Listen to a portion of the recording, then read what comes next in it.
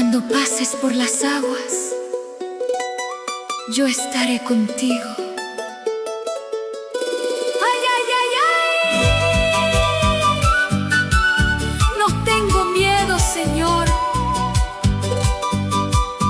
porque tú vas conmigo.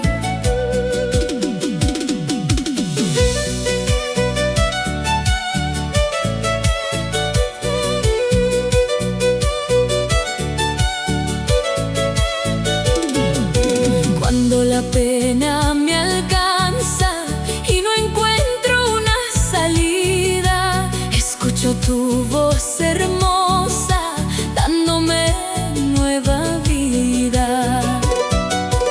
Aunque soplen fuertes vientos sobre los cerros y el río, tu palabra me sostiene.